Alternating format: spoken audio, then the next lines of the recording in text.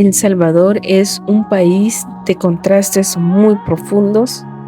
Es la tierra de los volcanes majestuosos, de las olas perfectas que atraen al mundo entero y de una calidez humana que no conoce fronteras realmente. Nuestra historia es rica, es vibrante y llena de orgullo. Pero sin embargo, para entender quiénes somos ahora, no podemos ignorar las cicatrices del ayer. Y existe una parte de nuestra memoria que es oscura, es dolorosa y que durante años fue silenciada por el miedo o la convivencia política. Esperamos que trabajemos juntos, ¿me entiendes? Por el objetivo que es la paz, pues para el pueblo que lo está demandando, ¿me entiendes? Tenemos la voluntad y aquí estamos. En el acto estuvo presente el alcalde de Santa Tecla, Óscar Ortiz, el obispo castrense Fabio Colindres, el pastor Carlos Navas, Douglas Moreno, Raúl Mijango y el ministro de Seguridad David Munguía Payés. Estos dos últimos coincidieron en que para obtener resultados se necesita el compromiso de todos los actores sociales del país. Hoy vamos a descorrer el velo de uno de los capítulos más difíciles de nuestra nación, el año en que el país se convirtió en el más peligroso del mundo, y cómo las decisiones tomadas en despachos presidenciales terminaron bañando de sangre nuestras calles. Bienvenidos al recorrido por la cara más cruda de nuestra historia reciente. Y es que en el año 2015 no fue un año cualquiera en la historia de El Salvador. Fue un epicentro de una tormenta que se veía gestionado desde las oficinas del poder. Imagínate con una tasa de 103 homicidios por cada 100,000 habitantes.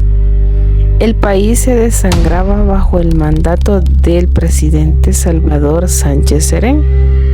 Pero para entender este caos, debemos retroceder al origen de esta traición. Y es que todo comenzó en el año 2012, bajo la presidencia de Mauricio Funes y la bandera del FMLN que todos ya conocemos, cuando se gestionó lo que el mundo conoció como la llamada tregua, entre comillas. Y aunque el gobierno lo negó sistemáticamente, investigaciones periodísticas profundas confirmaron que el Estado se sentó a negociar con los cabecillas de la MS-13 y del Barrio 18 para reducir los homicidios a cambio de beneficios penitenciarios y un control territorial. A cambio del sometimiento electoral de la población para beneficio de ese partido de izquierda, le ceden casi el 80% del territorio a estas estructuras terroristas y ellos automáticamente, los terroristas, empiezan a crecer en números, pero desproporcionalmente. Si el fenómeno de las pandillas en el 2002 eran 3,000, cuando nosotros declaramos la guerra y activamos el protocolo del régimen de excepción en contra de él, teníamos registros de más de 76,000. Lo que se vendió como un proceso de paz fue realmente un periodo de rearmamiento y fortalecimiento político para las pandillas. Durante este tiempo, los líderes criminales no solo recibieron traslados a cárceles de menor seguridad, sino que se les permitió convertir los centros penales en oficinas de mando, desde donde coordinaban extorsiones y asesinatos. Pero el punto más oscuro de esta complicidad fue el entrenamiento táctico, que creo que fue para mí la mayor traición que pudo hacer al pueblo este partido y este gobierno. Y se documentó mediante aclaraciones jurídicas y pruebas ilícitas que bajo la complacencia del funcionario del FMLN, los miembros de las pandillas tuvieron acceso a polígonos de tiro de la Fuerza Armada para practicar con armas de guerra y mejorar su puntería, preparándose para el enfrentamiento directo con el Estado que vendría después. La ambición política que llevó al FMLN a utilizar a estas estructuras como una herramienta electoral para las elecciones presidenciales que llevaron a Sánchez Serén al poder, dirigentes de alto nivel mantuvieron reuniones clandestinas con cabecillas para ofrecerles millones de dólares en créditos y proyectos sociales a cambio de que las pandillas obligaran a las comunidades a votar por su partido. Sin embargo, al asumir la presidencia en el año 2014, el gobierno de Sánchez Serén intentó desmarcarse de la tregua debido a la presión social que existía en ese entonces, lo que provocó que las pandillas se sintieran traicionadas y lanzaran una ofensiva total en el año 2015 para obligar así al gobierno a regresar a la mesa de negociación. El resultado de este pulso fue un año de terror sin precedentes. En julio del 2015, las pandillas demostraron su control social imponiendo un paro de transporte nacional bajo amenaza de muerte, asesinando a motoristas de buses que intentaban trabajar. En agosto de este mismo año, el país registró más de 900 asesinatos en un solo mes, una cifra que superaba incluso promedios de zonas en la guerra civil.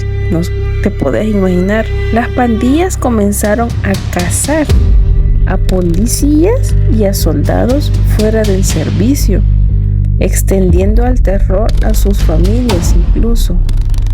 Al final del 2015, el legado de la administración de Sánchez Serén y el FMLN fue un país totalmente fragmentado, en donde las fronteras entre el político y el criminal ya se habían borrado.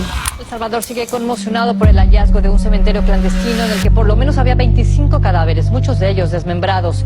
Según las autoridades, la cifra podría duplicarse. Salvador Castellanos, desde San Salvador, nos explica quiénes se cree que fueron las víctimas de estos hechos sangrientos sobre los cuales pocas personas están hablando. La violencia en El Salvador, dejando a la población civil atrapada en un fuego cruzado, alimentado por pactos oscuros que de verdad nunca debió existir. Creo que ningún salvadoreño va a olvidar todo lo que en este año ocurrió. Y es que la historia no se puede borrar definitivamente, pero sí se debe estudiar para no volver a repetir esos mismos errores. Lo que vivimos en el año 2015 fue el resultado de un sistema que prefirió negociar con el terror antes que proteger a su gente. Pero más allá de las cifras y de los pactos políticos, están las historias de miles de salvadoreños que sobrevivieron a esa época de oscuridad, sin hablar de lo que sucedió antes y después de ese año. Ahora pues me gustaría leerte a ti cómo recordás el año 2014 y el 2015 en tu comunidad o en tu familia. ¿Crees que conocer esos detalles de los campos de tiro y las treguas ayudó a entender la realidad actual que hoy tenemos en el país? Déjame ahí en los comentarios tu opinión, la verdad me interesa mucho leerlas. Y por acá también te va a estar apareciendo un pequeño video en donde es un testimonio personal de lo que yo viví en el 2015 en el país. Espero pues te guste y nos vemos ahí en ese próximo video. Va pues, salululú.